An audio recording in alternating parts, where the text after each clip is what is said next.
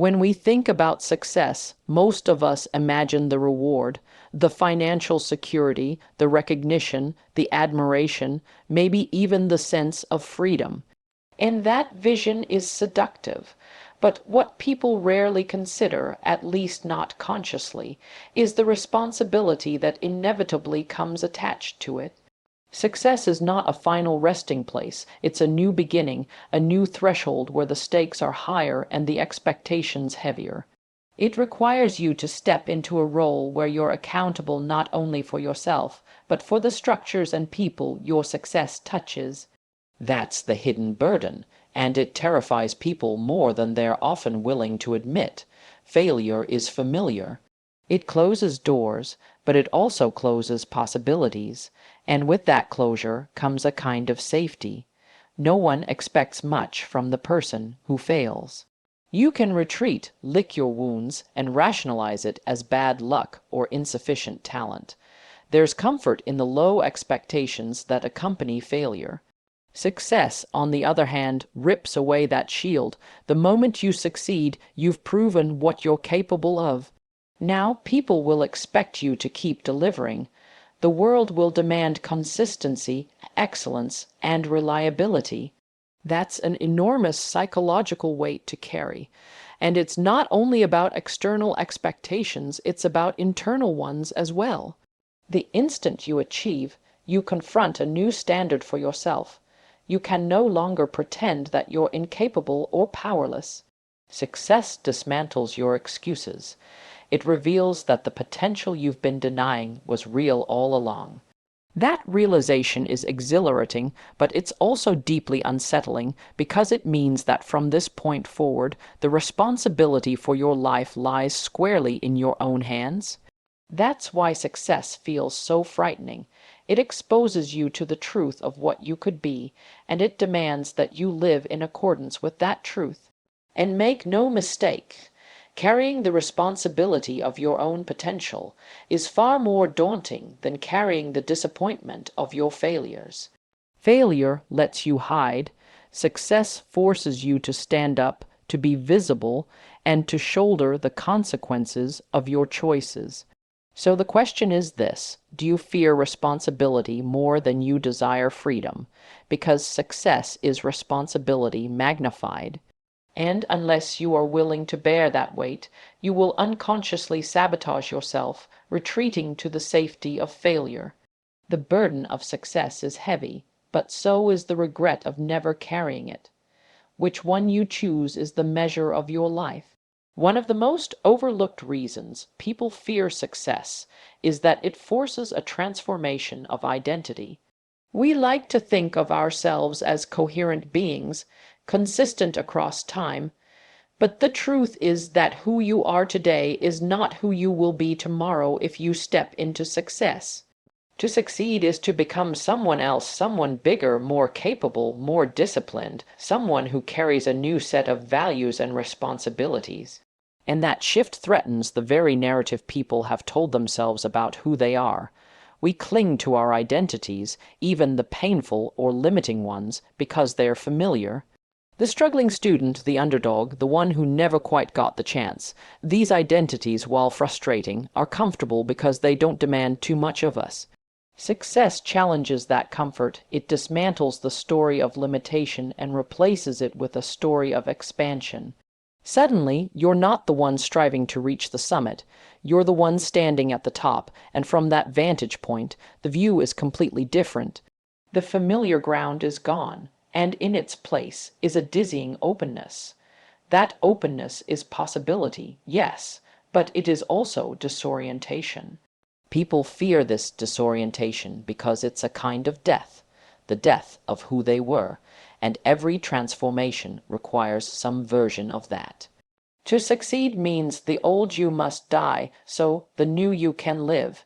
But most people would rather hold onto the familiar pain of their current identity than step into the unknown and risk the loss of everything they know themselves to be. Failure allows them to preserve the narrative. Success rewrites it entirely. At its core, this is not just psychological, but philosophical. Success asks the question, are you willing to sacrifice who you are for who you could become? That's a terrifying prospect. Because the person you could become may not fit comfortably into the world you've built. Friends may no longer understand you. Family might resist the changes in you. Even you might struggle to recognize yourself. But the paradox is this: if you refuse that transformation, you stagnate.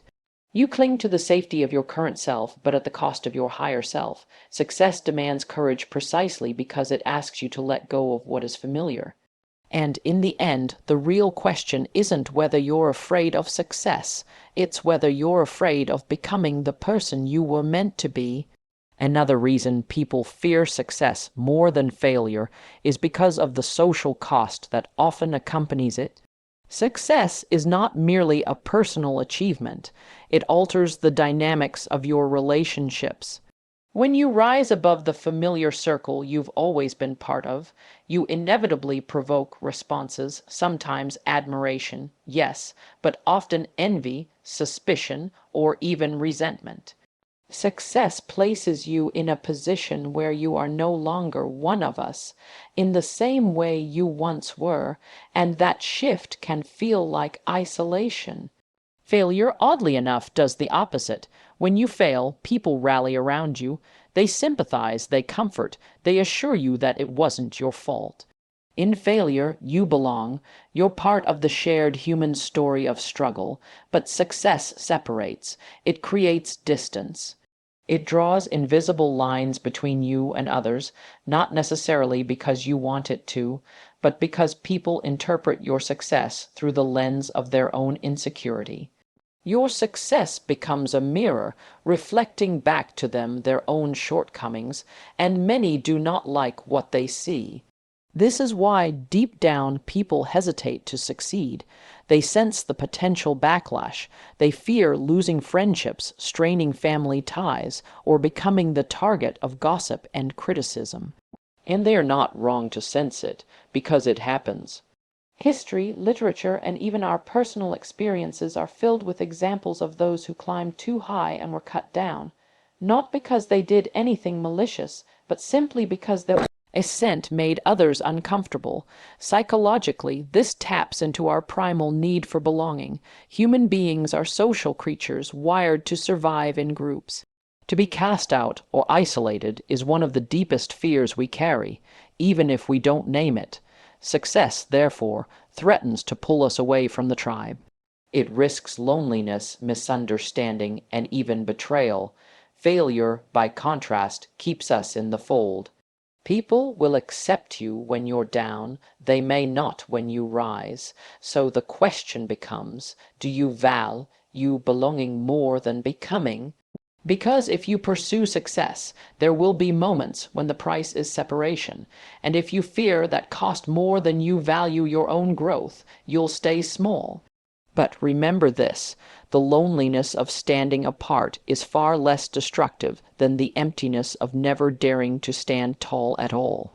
If achieving success is difficult, sustaining it is even harder, and that reality alone is enough to make many people sabotage themselves before they ever get there.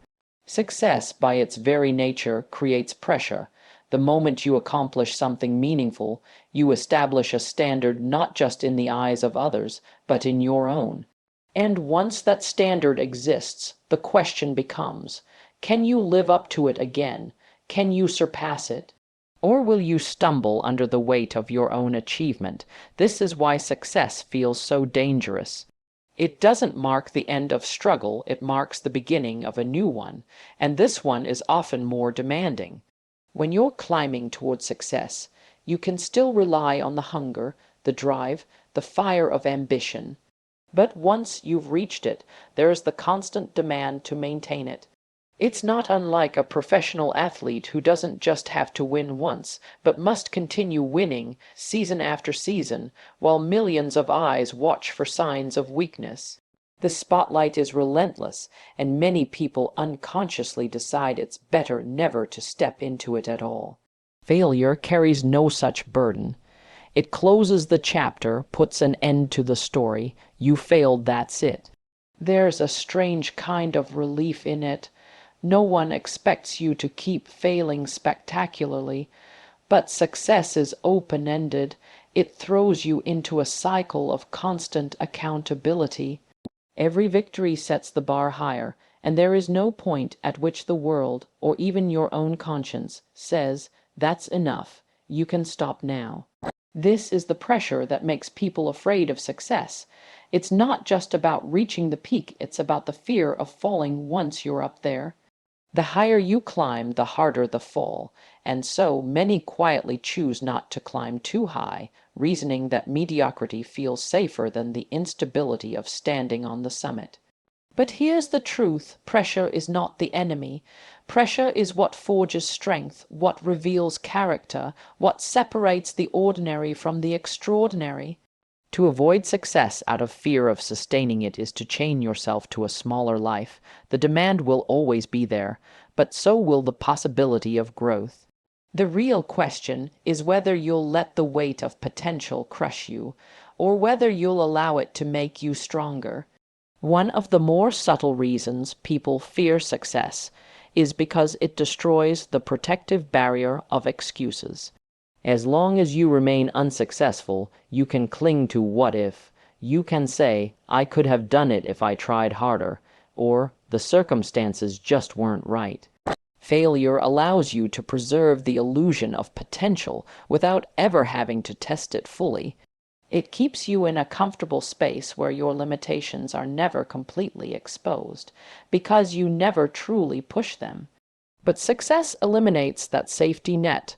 Once you succeed, the excuses vanish.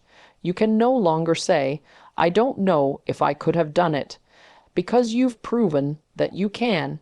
That forces you into a different kind of vulnerability. Now the question isn't about possibility, it's about responsibility. What will you do with the capacity you've revealed? What choices will you make now that you can no longer hide behind the idea of being powerless? This is where the comfort zone exerts its strongest grip. It's easier to retreat into mediocrity because there your failures can be rationalized. You can always point to circumstances, bad timing, or lack of opportunity.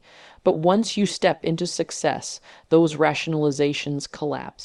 The spotlight turns inward, and you are confronted with freedom, the freedom to act, to create, to expand. And paradoxically, freedom can be more terrifying than limitation because it leaves you with no one to blame but yourself. Psychologically, we often underestimate how much people cling to their struggles, even their suffering, simply because it feels familiar. Success strips away that familiarity. It tells you you're not stuck, you're choosing. And that realization is deeply unsettling because choice always carries weight. It means accountability. It means acknowledging that the life you live is, to a large degree, a reflection of the decisions you've made. This is why many people unconsciously sabotage their own progress.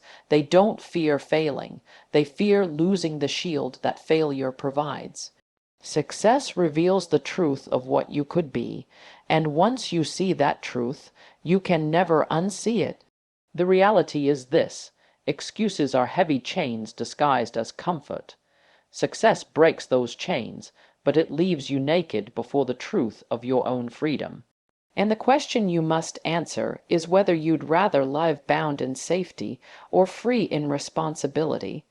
Perhaps the deepest reason people fear success is because it forces them to confront the vastness of their own potential. Most people are far more comfortable believing that they are smaller, weaker, and more limited than they truly are. It may sound paradoxical, but it's often easier to live with the certainty of limitation than with the overwhelming possibility of greatness. Success tears open that illusion. It reveals, in undeniable terms, that you are capable of far more than you've allowed yourself to believe. And that realization is terrifying because it calls you into territory that feels infinite and unknown. The philosopher Kierkegaard called this the dizziness of freedom. When you stand before your own potential, You are staring into an abyss of choices, what you could build, who you could become, the impact you could make. And unlike failure, which confines you, success liberates you, but that liberation can feel like chaos. To embrace your potential is to step into an existence where you can no longer pretend that life is small or that your actions don't matter. Every decision now carries weight, and that weight can feel unbearable. This is why so many retreat. Failure is simple, it closes the door, but success expands the horizon endlessly. It asks you to grow, to evolve, to accept that your life carries meaning far beyond your comfort. And meaning, while it gives life depth, also gives it gravity. To acknowledge that you could live with purpose is to admit that if you don't, the responsibility is yours alone. So people sabotage themselves. They choose failure or mediocrity, not because they lack ability, but because the call of destiny is heavier than the sting of disappointment. To succeed is to stand face with your own greatness, and for many, that confrontation is more frightening than anything else. But here's the truth. Potential is not a burden to be avoided. It's a gift to be honored. You are capable of more than you think, and to run from that fact is to betray yourself. The fear of success is ultimately the fear of becoming who you were meant to be. And the question that remains is simple but profound. Will you shrink from that calling, or will you rise to meet it,